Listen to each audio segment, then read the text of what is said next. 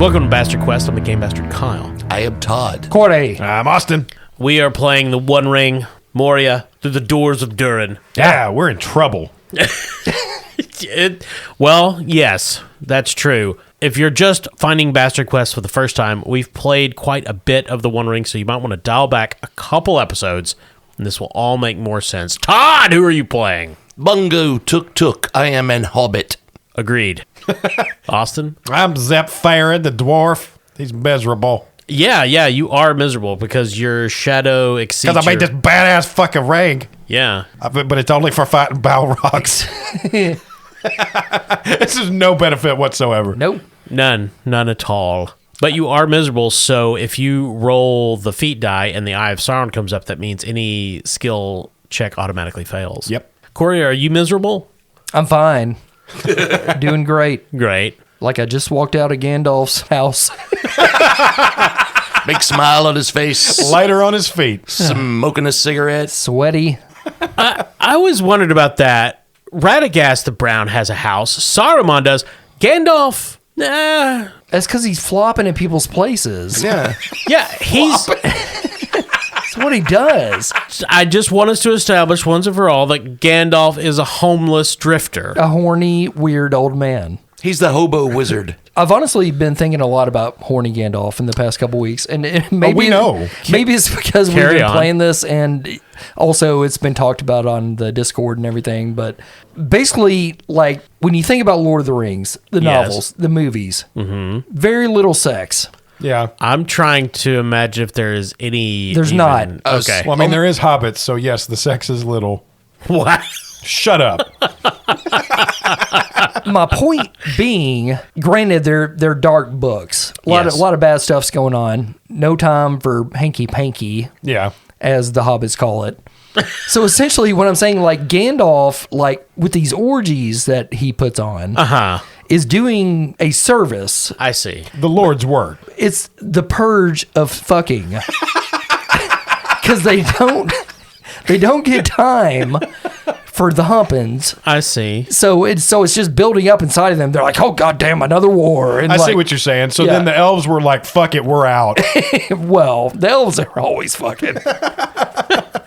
You guys stopped having sex, so we're headed to the Grey Havens. So Gandalf was helping with his purge. Yeah, he was an evangelist of coitus. He was purges. That's what he's doing. Get it out of your system one day a year at Gandalf's place, which you got to know the password. Like, you think the map we have is complicated? But again, we've brought it full circle to what is Gandalf's place? Apparently it's a brothel, Austin. It's a big horny basket of... It's Bree. Bree. she's there, but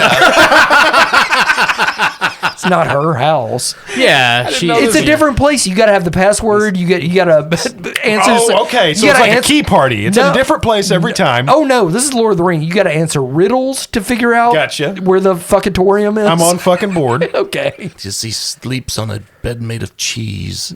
Oh, why? Brie. Oh, I see.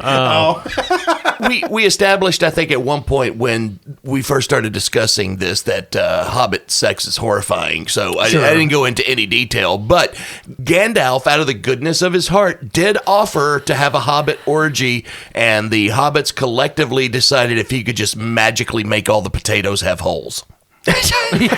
Dear Lord, I can't wait to stop playing. They were this. like, just put holes in the potatoes and then shoot off those fireworks, and Right. we'll be Hobbit happy. That's what gets them off. Yeah.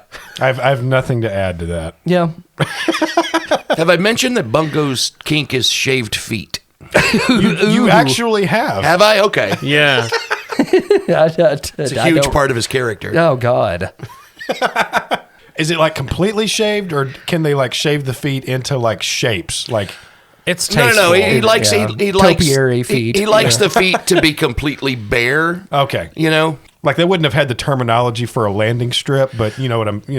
Ultimately, his favorite is the completely barefoot, and it's in a pair of flip flops. Oh, He learned it from his friend Quentin Tarantino. all right. Where were we? I Why honestly, even keep playing? I don't remember. I don't know why I've lost it. I want to go home and hug my dog. Can't wait to play the elf game. You guys were in the Lost Citadel, the Ringsmiths, deep within Moria. You had recovered some ring lore. You had completed the last ring, as it's called in the book. Likely the last ring to be crafted in Middle-earth of a magical nature. Obviously, there's some jewelsmith somewhere hammering out wedding bands. And you had the option of departing or opening a door that was closed. And, of course, you chose to open the door. And there you would come face to face with a ring wight. Now, this is different from a ring wraith, which are the Nazgul, the nine, as it were. These ring wights are the remains of the ringsmiths who gave it their all, poured into their craft. They were the ones who were trying to create the fake rings, like the fake ring of DURIN we have? Well, yes. But they fucked around and found out. They did. Okay. They created that copy. They created others as well. It is no mean thing to craft a ring of power, which they found out, yes. It was just like when Robin Thicke plagiarized Marvin Gaye and had to go to court. Yeah. It's exactly like that, Tuck. Exactly. That's actually that is actually the foundation of this book. Also, the creators of slap bracelets. Yep. They're damned. They actually discussed those in the section with the Balrog. That one's for you, Gen Zers.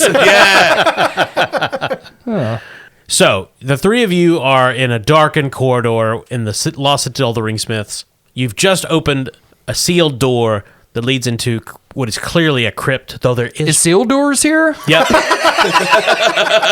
You opened a sealed door.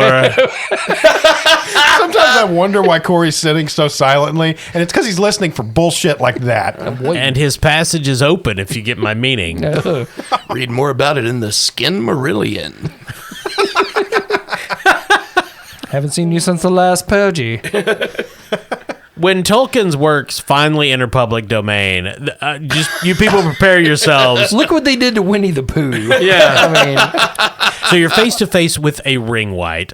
It stands just on the threshold of this door that you've opened. Beyond, you can see crypts and coffins and treasure as well.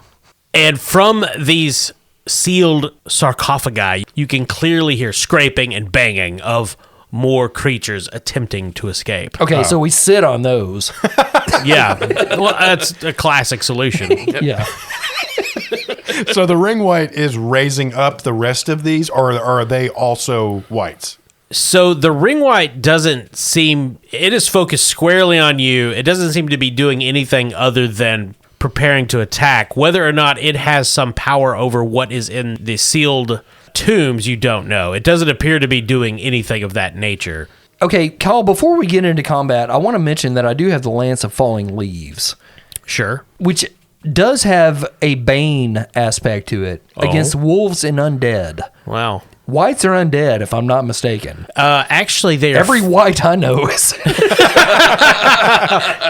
actually, according to the book, they're feline. Really? Yeah. Well, it's right here written in my book. Let me just scribble here. No, of course, Well, yes. it also has feline HIV? What does that mean? Yeah, they are, of course, undead. So basically, it's the bane of wolves and undead. Okay. And it also has luminescence. Being the bane of wolves and undead, when undead and wolves are around, it glows like Sting does around orcs. It's glowing. So what I'm asking is, shouldn't we have been alerted that there was some undead creature here before, and that give us some kind of like advantage to the opening volleys or some kind of combat advantage? Sure. Yes. I mean, I think the critical factor is that there was no Sam around to go, Mr. Frodo, and point out that it was glowing. I started to say, dumbass kept it in its fucking sheath most of the time, and I think this was probably in its scabbard. Ezel's been staring at this thing for months. Look, it's cool. Yeah, I mean, I would say it would probably had started glowing the moment you guys started opening the door, so you're not at all surprised or anything of that nature. Okay. And you will definitely get opening volleys. Of course, the ring wight won't. It doesn't have any missile weapons with which to fire. Okay. Right, but there's always opening volleys. Surely we get some kind of advantage because of my luminescence. You can have one more than normal opening volley. And I want to mention it being the bane of the undead. If I remember correctly, bane means the undead is scared of it. It's kind of like when you're at one of the purges and the Rohirrim show up with bridles in hand. It's like everybody kind of recoils. Hate it when Wormtongue shows up. So what Bane does varies upon the specificity of the magic. Generally, it's going to make the piercing blow better against those sorts of opponents. They fear it, like we see when the orcs fear, Glamdring? Sure. In The Hobbit, Yep. when they're revealed in Goblin Town. Yep. It's just overall something that they don't want to contend with if they can help it. And this is like a innate effect. So even though the ring white is not what we might think of as classically intelligent, it's going to recognize that, fire bad. Yeah. Right. So in general, it allows you to handle more opponents at a time in battle, and then it further lowers the threshold for piercing blow. Because yours, Corey, is now, 8+ Yep. on the feat die? Correct. Yeah, so if, say, a dozen ring whites were to burst forth from these sealed coffins Yeah. and charge in against you, they might not necessarily overwhelm you in a tide of undead dwarven flesh as I'd planned. Okay. Well, they might not, Kyle, you shady son of a bitch, because there were only 7 dwarves given rings. That has nothing to do with how many ring whites there are, Austin. I did not determine the number of ring whites in here. You're going to have to be mad at the Italian people that made this book. And the Swedes. Also blame the Swedes. All right, so we're doing opening volleys. We are doing opening volleys. Oh, actually, first, this is a thing of terror. So all PCs will gain 3 shadow unless they succeed on a valor test. Okay. Ooh, okay. And that happens the moment you see it. Okay. I have a 1 in Valor, so I'm rolling a D12 and a D6. Yep. Well, Zip's going to use his wisdom because my untamable spirit virtue actually allows me plus 1d when resisting darkness. Ooh. And I've already got a wisdom of 3. Cool. That's fine. I don't know what the rules are. Cool. I'll be rolling 1d6 as my valor is also 1. Is anybody spending hope? I'll spend a hope. I got tons. What a prick. I will also spend a hope. What a little prick. Well, I guess technically, Austin, you can still spend hope. I could, but I'm rolling 4d6. I think I'm okay. Famous last words. I was going to say, why would you do that? Okay. And my heart target number is 18. My wit's target number is 15. My heart target number is 13. What'd you get, Austin? Well, I actually rolled 2 successes, but I rolled a Sauron. Oh. You miserable bastard. That is 3 shadow for you. Okay. I mean, at this point. Todd, what'd you get? 14. Cool. Corey, I got a 14 as well, so I missed mine. you take 3 shadow. Okay, I'm up to 5. So each of you is entitled to 1 ranged attack against the ring white. Okay. And since it is shying away at the brightness of the elven lance, you can each have a bonus d6. Oh, cool. Thank you. Cool. So I have a 3 in bows. That's going to give me 4 D4s. I have a 2 in bows, so I'm going to be rolling 3d6. Target number for strength is a 14. Minus 14 as well. I will be throwing my Grievous short spear. Every time I just want to make a Star Wars joke. Yeah. Hello there. And I have a 1 in spears, so I'm going to spend another hope. All right. Okay, so I will be rolling 3d6s along with my d20. And my target number is 17. Let's volley. Yeah! I got a 19 with 1 success. I rolled a 22 with 1 success. Good Lord. Well, let's see. I rolled a 5, a 3, and a 1. That's 9. And on the d20, I rolled an 8. So that must be 17 exactly, which was my target number. Good job. I feel like Bungo throws his spear underhand. Yeah, there you go. I learned how to throw my spear by playing yard darts.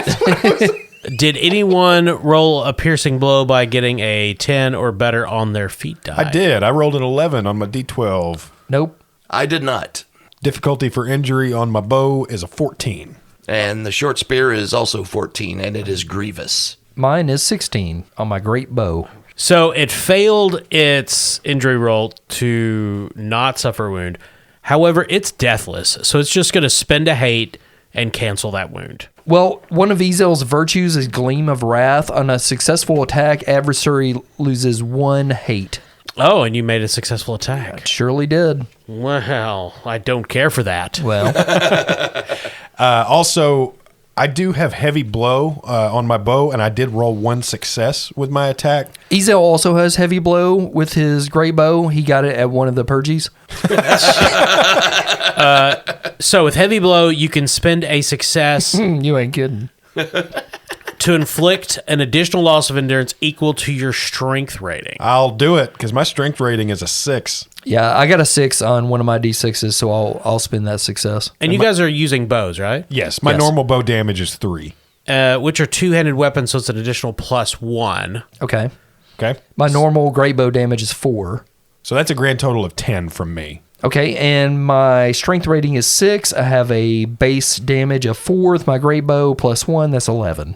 Good lord. 2 great arrows stream out from the dwarf and the elf, slamming into the ring right. Todd, how much piddly damage does your tiny hobbit do? It says 4 under damage. But is the hobbit's stupid spear that does the felling blow, Oh, shit. taking the ring right's head off just above the jaw. Oh, my God. It tumbles back into the darkness, Okay, well. clattering amidst the feet of the other ring whites that are now advancing out of the shadows. Well, shit. So long, tidy whitey. Then you hear a hissing. Behind you, another stands only a few paces away, wearing the same clothes as the one that earlier Zip so callously knocked off her resting place. Stand back, fellas. That's what's bad. And we are in regular combat. Gentlemen, take your positions. Zip draws his mattock and, of course, gets into forward stance. Ezel's going to go open with this one. I don't get advantage or disadvantage, but I think I can use my bow or my great spear in this position, correct? So, open stance is close combat. Oh, okay. You fight without sparing yourself, but giving proper attention to your enemy's actions. Basically, you have no advantage or disadvantage, and you can rally your comrades. Can I make a suggestion, Kyle? You can. Since we are still fighting whites and Corey's lance is still the bane of undead, could we say that at least gives us a chance for an opening volley against any whites we come across? No. No, I don't think so. That's too good. Essentially, what I'm wanting to use open for in this is I'm going to position myself between the whites and my compatriots Sure.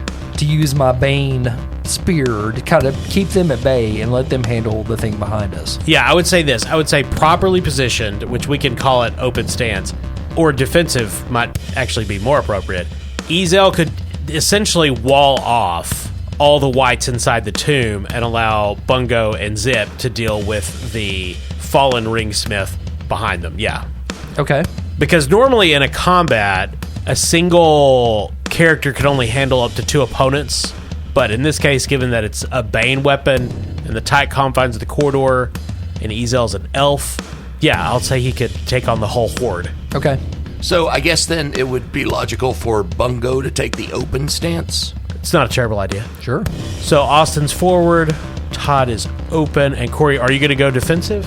Yeah, I guess that makes sense in this situation. I can still attack defensive. Yeah. Yes. It would keep you a little safer while you're holding them off single-handedly. Right. All attacks at me lose a D, and my attack rolls also lose a D. Okay, so players go first, specifically those in forward stance, which I believe applies to Zip Farron. So Austin, your move. All right, lady, here we go. And he swings his mattock with abandon at this white's head. All right. Spending any hope? I have a 3 in axes, so not so far. So I'm just rolling 1d12 and 3d6. You are in forward stance. Oh, yeah, that's right. I get my extra d6. Target number for strength is a 14. There's another hell of a blow. Rolled an 11 on the d12, so that's going to be a piercing blow. And a grand total of 24. No additional successes, though. So my mattock traditionally does 7 damage. The difficulty for rolling against an injury, though, on a piercing blow is 18. I'm not even going to roll because it cracks her head. It spins around and just comes back to rest facing you. She's spinning a hate to ignore the wound. Oof. Undead, bro. Todd, you're in open stance. Bungo, be a mean Mr. Mustard. I guess it's time for me to get my sword and try another little pokey wokey on this whitey tighty. Okay. Said the same thing at the last purgy. So yeah, I'll be going with the short sword again. My combat task in open is to rally my comrades in Hearten, but I feel like I should probably choose violence in Not this the time for the situation. recorder. Yeah, I'm starting to say I don't think anybody wants a song right now. Yeah, maybe not. I have 2 in swords, and my target number in strength is 17. All right. So that is 2 D6s along with the D12. Oh, it's that boy! Oh, and I got a additional success on the D6. Oh, nice. Cool. Do you have heavy blow or anything on your short sword? I do not. He has rimming. God, stop it, Corey. Is this another thing we're banned from now? Colostomy bags and orgies. Only when concerning Middle Earth. Bungo surges forward, slamming the sword through the white's rib cage. Bones crack and shatter. She stumbles back and spins a hate to ignore the wound. Oh. Corey. Hello. So there is a combat task I don't think we've ever used. It's in defensive stance. It's protect companion. Yes. Use battle for that, I see. Yeah, and essentially, if you succeed in every additional success, you can essentially reduce the effective dice of somebody targeting a particular companion. In this case, I'm going to say if you roll high enough for your protect companion, you will be able to keep all the whites away from your compatriots. Okay. Yeah, I'm going to definitely do that. I have a 2 in battle. Are you spending any hope? Yes. Puts me down to 15. So that puts me at 3d6. My target number is 18. Hard is not Ezel's strong point. Ooh, got a 19. Nice. Did you get any successes? Nope.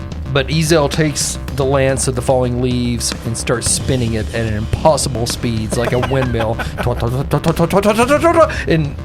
pushes it towards the oncoming whites. The undead ringsmith is going to lunge for Zip because he is in forward stance, and that means she gets more dice.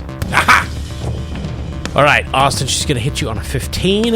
It is the Eye of Sauron, so I'm going to say that's a wound for bad guys, because it doesn't make sense if they roll the Gandalf. That shouldn't be good for them. I started to say, I think the Eye of Sauron is that boy Gandalf for the bad guys. It probably is. Austin, what is your parry? It's 14. She hit a 15. Okay. My total protection from my armor is 5d plus 2. You're a dwarf, so that makes sense. You have a good bit of chunky boy armor. So am I rolling to defend against the injury? Yeah, because she rolled a 1 on the Eye of Sauron, so unless you want a wound, you could just have one. All right, so yeah, I'm rolling my d12 and 5d6. Oh, but there's the Eye of Sauron. God damn, Austin. Getting him out of the way. Okay. That bad boy. That butthole. So, Austin, you are wounded. So check the wounded box on your character sheet. Okay, now what's that do? Austin, do you have any boxes that aren't checked right now? I am not weary. Believe it or not. Well, what's wounded do? Am I just not allowed to roll a d12? you get to roll on the wound severity table Oh, God. using a feet die. Okay, so I just roll it? Are the feet shaved? Well, depends on how poorly you roll. I see. Okay, here I Your go. wound is shaven feet. I'm fine with it. Oh, no, my foot beards. All right, here I go. That's also a 1. Grievous injury. Oh, my God. The ring white shrieks, a piercing keen that cuts through the din of battle. Heretofore unforeseen, a mighty hammer forged in Khazad-dûm is brought forth. She slams this into Zip's chest, denting his breastplate, knocking the breath from his body, knocking him to the ground, unconscious, with 0 endurance, and dying. Oh, good no. Lord. Actually, I'm kidding. Jesus. No, that's all true. Oh, hello. Yeah, that just happened. Oh, God. You should stop rolling the Eye of Sauron. Yeah. I Well, recommend I guess it. now I will. Oh, well, we're all in agreement. I don't have any. I can't roll anything now. I'm fucking knocked out. Yes, you are dying. You must receive a successful healing roll within approximately 1 hour or you will die. Okay. I would like to mention that as part of his gear, Bungo has a balm for pain, which is a healing potion. And I will also mention Ezel's one useful item is opium, which he uses for healing. And I will also mention none of that can be applied while you're fighting ring whites in the depths of Moria. Okay. Somebody better fireman carry this sumbitch out of here. Okay. He literally took 28 endurance off me. It's automatic. If you roll the Eye of Sauron after you take a wound, you're knocked out and your endurance is just to 0. And it you're doesn't matter what it miserable. is. I mean, it was a bad scene altogether. Yeah. Bad rolling on your part. Yeah. I'm disappointed in you. So, top of the new round, And top of the new round to you. Twat twat. Ezel and Bungo have just seen their dwarven companion laid low by a hideous ring white, seething with hate. What would you guys like to do? So can we change our combat stances in combat, or are we just in that for the whole time? I would be open to it. I believe you can, yeah. It just depends on what you're doing. Okay. Well, either way, give us a lay of the land here. How much has Ezel done to keep the other whites away, having been successful with his Protect Companion roll and all Yeah. that jazz? And his Bane Spear and all that. So you guys were at the entrance to a tunnel that leads into the crypts. This tunnel comes off the main great kind of hall that is the center of the Lost Citadel of the Ringsmiths. Yep. The Ringsmith Ring White that came behind you came out of their work halls. So all the other whites that were interred in the crypts are held back, still in the crypts. There's only one between you guys and essentially the exit. So can Ezel switch from defensive to forward to attack? Because the other whites are pretty much kept at bay at this point. And we need to try to grab Zip and get the fuck out of Moria. Why we even came here in the first place, I have no idea. I've told you guys I didn't want to play this game no more. Yeah, I think you could attempt that. Obviously, there's going to be some rolling dice involved, but sure. You would essentially need to slay the rig white behind you as quickly as possible and then run like hell. Okay, I do that. If only 'twere that simple. Yeah. So with the lesser whites at bay, Ezel turns towards the prime ringsmith and attacks with the Lance of Fallen Leaves. Her name is Caitlin. Caitlin the Ringsmith Ring White. Oh, okay. Named for patron Caitlin Matchett. Yeah, thank you, Caitlin. Yeah, I'm hoping you kill the rest of them. Howdy do. Ezel surges forward, his lance shining, to attack the poor Patreon member just defending herself. And you get an extra 1d from being in forward stance. Yep, and this is also Bane against the undead. It is. So I think I would also say that when facing a Bane weapon, they couldn't do something like use their hate to activate their Deathless ability. Okay. Because that doesn't seem like something they should be able to resist against a Bane weapon. They're not trying to hate while they're scared. No, You ever tried it? I don't think so. Don't. Noted. Fucking crazy. I'll jot it down in my book of things not to do. So I'm rolling my d12 and 3d6. Just barely. Got a 15. What'd you roll on the feet die? A 3. Did not get a piercing blow. Oof. How much endurance damage do you do? The Great Spear does 5 damage. I don't often say this, but it looks like it's all up to Bungo. Okay. Time for the recorder. As I say, I wrote a song just for this occasion. Dear Caitlin, yes, my favorite bungo tune. You know, I really wish I'd have brought along the dog. We all wish that. So Zip is on the verge of death. Yes. Yeah, but he's my least favorite. I feel it's so tangy right now. Ezel is okay, but his last attack virtually had no effect. It did debilitate her endurance somewhat, though she has a substantial amount. Now, give me the layout here, Kyle. Where, like, as Yeah. far as where we are, where she is. Well, I tell you what, since you have thoroughly explored it, I'll just show you that on the handy-dandy little map Yes.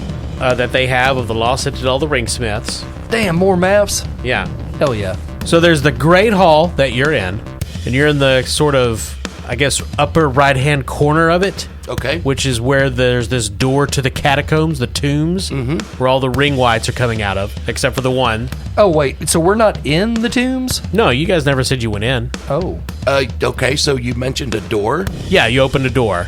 It was the only sealed door in here, and you guys opened it. What happens if we just close the door? Well, they're not super good with knobs. Oh, they're not getting invited to the orgy. I mean, these aren't high-quality ring wraiths. Yeah, these are Kmart henchmen. Okay. Bungo steps forward and closes the door. Heroically slam. Not trying to heat the whole neighborhood. Were you wraiths born in a barn? I mean, I am going to make you roll dice to do that, because this is combat. Sure. I'm thinking stealth. He's going to slip past and close the door. Yeah, Ezel is distracting her with his Bane spear, and Bungo just slips right out of the way. She's not worried about Bungo. She got stabbed by him and was like, seriously? There's no way you can be stealthy here. So, valiant effort, but no, you're going to have to go with something else. Okay, I don't suppose she'd be down for a little riddly diddly, would she? I can't riddle the door closed. Okay, how about awareness? Sure. To notice the door. Yes. Yeah, I think so. Oh, yeah, door. It's the thing that opens and closes. We opened it. Now I just got to close it. Wish I'd have thought of that. Okay. Brilliant. I hope one day the entire livelihood of this world rests on the hands of a hobbit. And maybe his fat friend. So I'm going to spend a hope. My awareness is 2, so that's going to give me 3 D6 in addition to my D12. Wait, what's that? Caw-caw! It's the Eagles! My target number is 17. Total of 20. Damn, No, Bungo. Wow. no additional successes. But hobbits are great at closing doors. I'm glad we brought a ninja. More like took us right out of the fight. So there's this scene of like Bungo's looking around, sees the door, just reaches out one hand, just click. Whites are banging on the other end as he latches it. The whites are like, what is this new sorcery? Such technology is beyond us. But Caitlin is going to try to rend Ezel. No, sadly, no. I am sorry. Corey, what is your parry? 18. Ah, she rolled a 17. That's hurtful. Ezel definitely spins away from her raging hammer, crashes into the tiles on the floor, cracking and splitting them. And it is your turn again. Ezel's going to remain forward and attack this woman again. All right. With the Lance of Falling Leaves, banefully. Okay, so that's 3d6. Target number is 14. That's a 20, and I rolled a 10 on the d12, so that's a piercing blow. Nice. Oh, would you like to describe how you dispatch Caitlin, the undead ringsmith? Yep. So Ezel runs towards Caitlin and slides on his knees and thrusts the spear upward towards her clammy, exposed belly, hanging loosely the dead flesh. The spear rises through her body and out between her clavicle. Oh, it's a Game of Thrones death, I see. What? Never thought we'd have a clavicle reverence, but Ezel springs up and grabs both ends of the spear and begins to twist it. As he twists the spear, the skin slowly begins to remove from her clammy dead body, exposing rotten muscle and shit on the inside. are you like essentially using the spear as some sort of spring to wind the flesh off? Yep. Just clarifying. Yeah. Once all the skin is removed, he elbows her to the chin and knocks her down and puts the length of the spear in her mouth and pushes down hardly to pop the top of her head off from the mouth. I've already forgotten who we're talking about. It's Caitlin. Zip has woken up by this point. He got to a hospital. He's arguing with his insurance company. That starts before you get to the hospital. Well, he's on an HSA. So she's dead now? Yeah, she died. Okay, after he does all this, Ezel springs up and puts his arms out and goes, "The aristocrats." It's a joke. Bungo turns and vomits. You hear clapping from behind the closed door.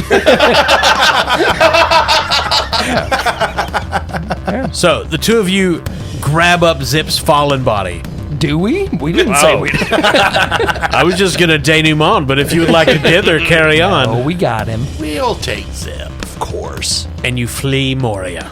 You run through the darkened corridors, the sound of drums in the deep now echoing your every footstep. You make it through the west gate, out into the bright sun, where you could attempt to heal your fallen companion. Quick, Bungo, close that door. we now have an expert. All right, do either of you have healing? Bungo has a balm for pain. Oh, Ezel has a 2 in healing. that's good enough for me. Yeah, I have a 1 in healing. Okay. So basically, one of us could assist the other one by spending a hope to... Yeah, that's a good idea. Otherwise, Zip dies. Yeah, I think it's a great idea. Okay, Bungo, you have a 1 in healing? That is correct. Okay, I have a 2, so if you want to spend a hope, if you have it, to spare. I do. Okay, so it'll give me 3D. My target number is 18. Oh, it's a fucking 17. My target was an 18. Did you guys use a useful item? Because it sounds like you both had one. Well, I have my opium. I have my balm for pain. Yeah, I don't know that we've ever used these rules. I've used opium. Yeah, I've got several useful items that I've used to enhance skills from time to time, like my torch. I've used opium. Let's do opium. Not in real life? In the game, Oh, if you have a useful never mind. item, it gives you a 1D to a relevant skill test. Thought we were starting a new podcast. No. Listen to us smoke opium and fall right asleep. Yeah, so you can... I'm fine with you rolling an extra die for your useful item that you should have used. Okay. I will do so. That's a 4, so I got the 1 I needed. All your opium is gone, but Zip survives. No! That's the first thing Zip hears when he wakes up. So, Zip's life has been saved. He comes back to his senses in about an hour at 1 endurance. Oof. It's going to take him about 10 days for his wounded status to change, for him to mend. I'll tell you what, it's a good thing the adventure's over. And it leaves a permanent mark. The details are up to the player. It could be a scar, a limp, a missing finger, something like that. Our boy Zip is fucked. Yeah. Literally. He's essentially turning into fucking Mickey Fructose. Yeah, right. I have 3 characters that are doing that now. Yeah. Harry Flip Flop. So, Austin, what is the distinctive feature that you take after being hammered by Caitlin, the undead ringsmith in Moria? Well, we're going to say he lost an eye. Okay. Oh, she nailed him in the chest and an eye popped out. Oh, wow. I was going to love say something like some deep It's like one bruises. of those G.I. Joe toys that if you hit it really hard, like the face fell off or something. Or maybe What G.I. Joes did you have? The Kmart ones. Hit the action chest and watch the face fall off. My favorite G.I. Joe. G.I. Joe fighting the Bigfoot from the $6 Million Man. Okay. Here comes Cobra. They want your face off. So you're missing an eye. Oh, well, it works for me. Yeah, he's got a patch now. Your journey back to Bree to meet with Gandalf the Grey is much less exciting, but you return to a quieter life for a while. Petting our dog, doting on our child. That's a good El Repo. 3 men and a human baby they found. I have no eye and 6 shadow scars now. Oh my gosh. Yeah, so this will be the end of our One Ring arc for a bit. We'll eventually play it again because there's lots of cool books coming out. Yeah, we'll probably play the 3 Elven Kings expansion. Yeah, and so when we return, Zip will look different. He's going to get a haircut, an eye patch. But all in all, the One Ring is a fantastic system, and Moria Through the Doors of DURIN is a phenomenal supplement. Yeah, very fucking cool. Like, we love playing it. It is like, we were talking off the podcast, like, this is about as complicated as we can get with our format. Yeah. Like, it takes a lot of looking into the books, which is normal gameplay, but like for us, we typically go a little more rules lightish than this. There's a reason we don't play like Pathfinder and D&D. Like, And this is a little more rules heavy-ish. and I have no doubt if we were to play this for a year, like a lot of podcasts do, for fucking some reason, like, I can't believe podcasts do that. Because I am so ready to move on from the One Ring. Oh, yeah. Oh, yeah. Like I said, it's fun. I've enjoyed this campaign, but like with everything else that we've done, that was an extended campaign. When we get to the end, it's like, fuck, I'm ready to do something different. Ready to move on. Yeah, it's always fun. But I believe the arcs are every bit about as long as they need to be. Because, by the time you get done with one, you're ready to move on. And then by the time you come back to it again, you're ready to play. Basically, I'm calling out Critical Role to meet us on the field of battle. Play something fucking different. I don't know. I've never listened to that show. Long story short, we're going to be playing 5th edition D&D for the next 30 sessions. You're all playing gnomish burglars. Oh, God. But if you do want to hear us playing D&D in a very terrible format, we do have a very old campaign we did on our old podcast that's on the Patreon if you want to subscribe to our Patreon. Absolutely. It's not quite finished what we've released on there anyway, but going to be fairly soon. And we had a nice little surprise when we all got together tonight to record this episode. There were gifts. Oh, my God. Yeah, big-ass package from Norse Foundry. God bless them. We each got a set of just absolutely gorgeous die. Yeah, we've each got our own set of full dice sets that are kind of engraved with this tentacle kind of motif all around it. Mine's very black and bronze looking. They're all different colors. Yeah, I got black and silver. Corey's got these like emerald and silver. Yeah. That's true. And we each got a giant D20. It's called the Boulder. Yeah. It's fucking dope. And it's as heavy as a boulder. Listen to this. Jesus! No!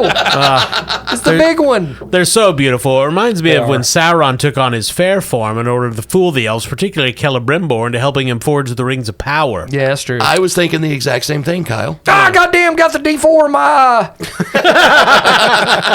I'm zippy now. And if you would like to see what kind of dice that Norse Foundry has available, all you got to do is go to norsefoundry.com and place an order. They have all manner of dice and all manner of materials. And when you check out, make sure you enter promo code CHAM, that's CHAM, body, for the Bastard Quest. 10% discount. We should play some games where we play each other's characters. Why haven't we thought of Would that? be fun. We can. Yeah, but anyway, that is norsefoundry.com. We love them. Can't wait to be Sven. Also, thank you to our sponsor, Barrel and Bond, 100 Broadway Street in beautiful downtown Paducah, right there on the banks of the Ohio River. Barrel and Bond recently named once again one of the best bourbon bars in the country. Yeah. By Bourbon Orgy magazine. Yes, What yeah, is it? right. It's the big bourbon magazine Yeah. names, and I think like only like 10 or 12 bourbon bars in Kentucky, the big bourbon state got named. And Wow. Barrel and Bond is one of them as well. We had two in Paducah, which is awesome because they're usually all in Louisville. So Yeah. Yeah. And when you're in the bathroom, just remember, when all else fails, just shut the door. Just close the door. Oh yeah, Oh, that door does not latch. No. that explains the paparazzi. When I'm there. But thank you most of all to you, our listeners, and our Patreon members, our fans, people who communicate with us on social media. We definitely appreciate it. Yeah, we're gonna probably play a Star Wars next. It's been a while since we Yeah. played the West End game Star Wars. Then I think we're definitely gonna play Octung Cthulhu again. Oh, yeah. Fairly soon. But we got a couple of new games that we kickstarted that just got here, so we're gonna figure all that out for sure. But we're gonna have a few one-offs, maybe one or two episode games that we're very excited about. Spoiler alert, cocaine. Oh, it's just right there in front of me. Been there the whole time. That was also in the Norse Foundry box. I don't know. Well, let's stop recording so we can have our purgy. Thank you for listening. I'm Kyle. Todd. Corey. Austin.